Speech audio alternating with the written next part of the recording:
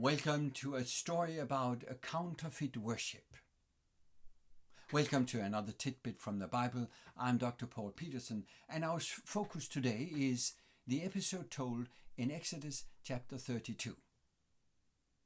Let's refresh our memory. God has led the people of Israel out of Egypt. They have walked through the Red Sea without wetting their feet. They have listened to the covenant established by God. They heard the words of the 10 commandments, as we call them. They have received further rules of law, mishpatim. And now Moses has joined God, the Lord, on Mount Sinai. And for 40 days he has been away, and the Lord has given him instructions in regard to the building of the tabernacle,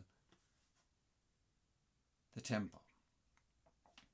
And then he jumps into chapter 32. Now things begin to happen. Let's read, and I'm reading from the New International Version.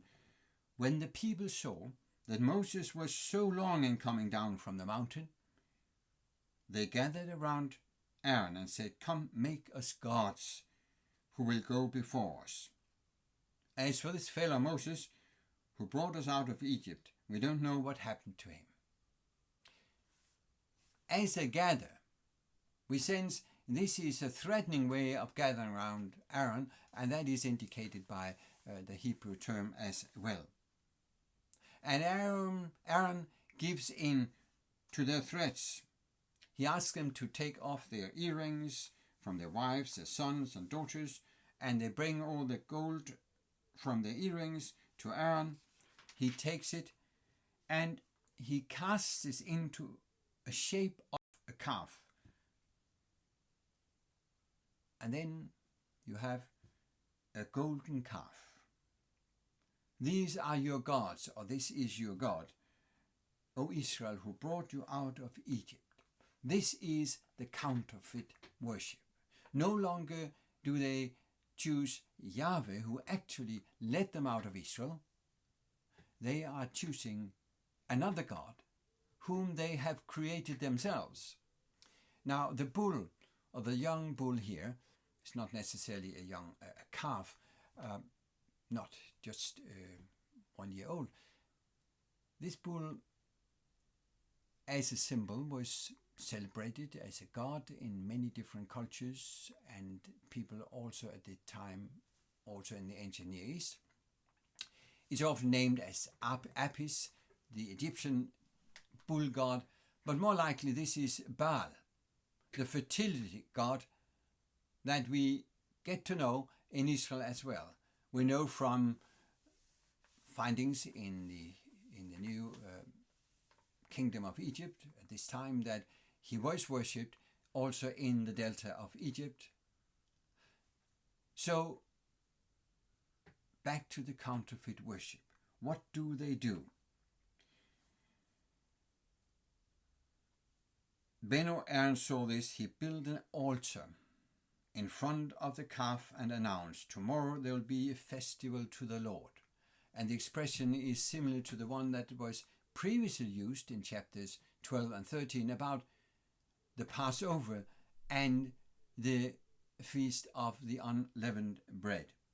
So the next day, the people rose early and sacrificed burnt offerings and presented fellowship offerings, just as they had done in connection with the covenant establishment with Yahweh.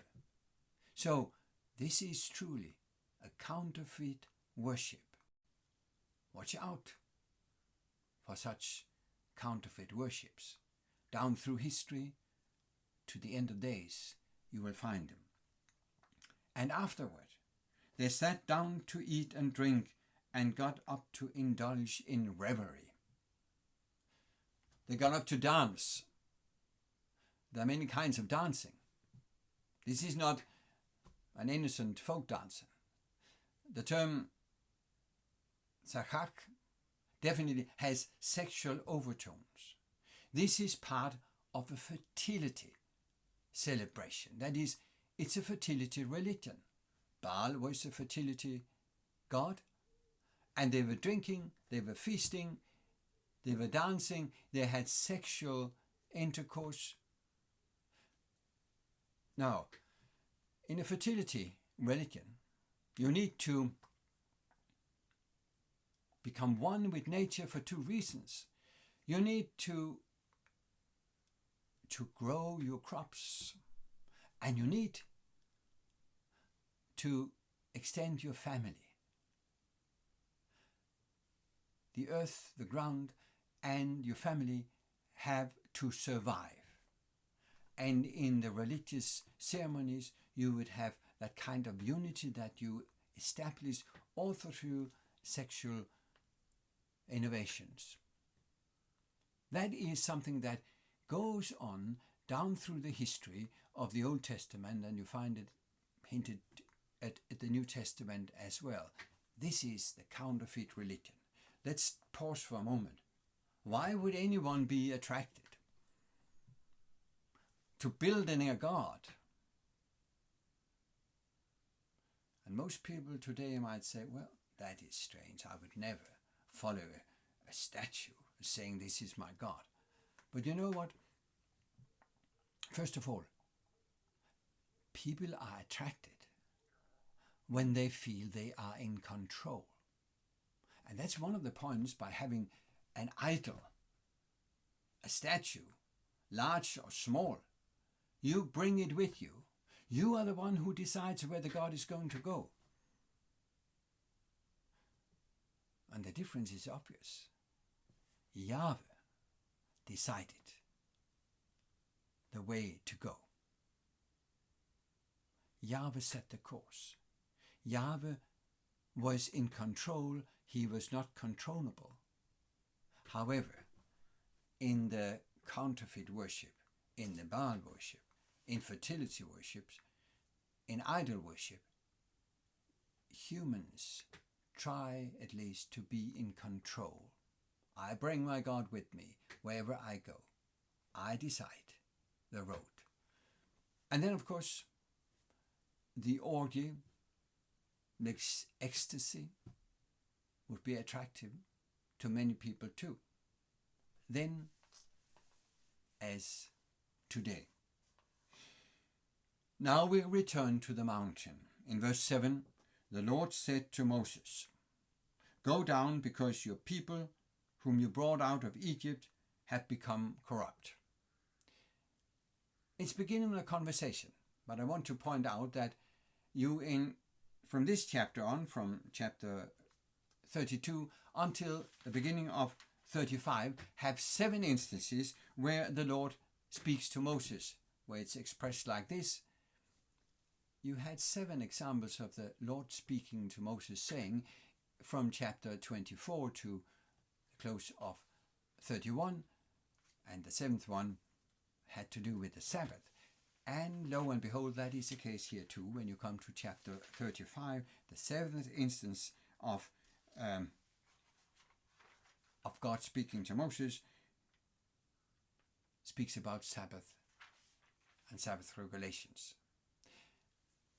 Now notice then, when this conversation takes its beginning, that the Lord is testing Moses. First by calling the people your people, the people you brought out of Egypt.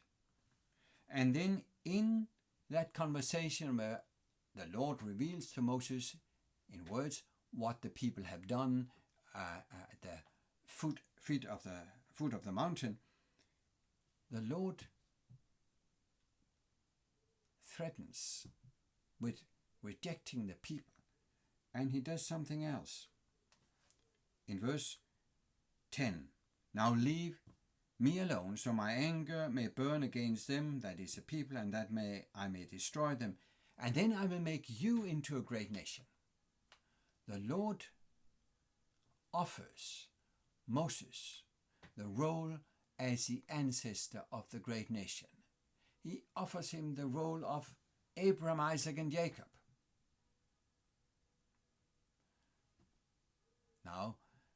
it's said in such a way that God indicates, I'm open for negotiation. And in reality, what the Lord is doing is he's testing Moses. And look what happens. Moses replies this way, why should the Egyptians say it was with evil intent that he brought them out to kill them in the mountains and to wipe them off from the face of the earth? And then Moses implores God, remember your servants, Abraham, Isaac, and Israel, to whom you swore by your own self, I will make your descendants as numerous as the stars. So, Moses refuses the amazing offer. He refuses to be the ancestor of a great nation. He accepts the role as a humble servant. He passed the test. And then he walks down the mountain. He descends. It's interesting then when Moses actually, with his own eyes, discover what the people have done, he loses his temper. He smashes the 10 Commandments, the 2 tablets. There's a difference between hearing about something and then seeing with your own eyes. And he calls Aaron and asks him, what have you done? And you have one of these tragically funny instances where Aaron comes out with the most strange explanation. They gave me gold. Verse 24, I threw it into the fire and out came this calf. It doesn't look too good, does it? So the next that follows is not a massacre, but it's part of the civil war. Remember, there are many thousands of people, hundreds of thousands. 3,000 people are killed. Those would be the leaders. And the Levites choose to follow the Lord. They go on the Lord's side and they look out for and find the leaders. There is a battle, but the Lord helps them. And the leaders of the counterfeit worship are killed. And Moses returns to the mountain. He tells the people, you have sinned greatly. I will try whether I can appease God. And you have then in the closing verses of the chapter a wonderful, rich conversation. So Moses went back to the Lord and said, oh, what a great sin these people have committed. They have made themselves gods of gold. But now, please forgive their sin. But if not, then blot me out of the book you have written. So Moses, who refused in humility to become the leader of the nation, to refuse to take the place as the ancestor that belonged to originally to Abraham, he now offers to die in place of the people. And the answer of God, of course, is, whoever has sinned against me, I will blot out of my book. Moses was not able to atone for the people. He was not able to carry the sins of the people. He could not die in its place. That would have to wait until Jesus Christ came. Thank you for listening to this tidbit from the book of Exodus. You're welcome to come back as we next time will continue with the aftermath of this tragic story of a counterfeit worship around the golden calf, as we look at chapters 33 and 34 of the book of Exodus.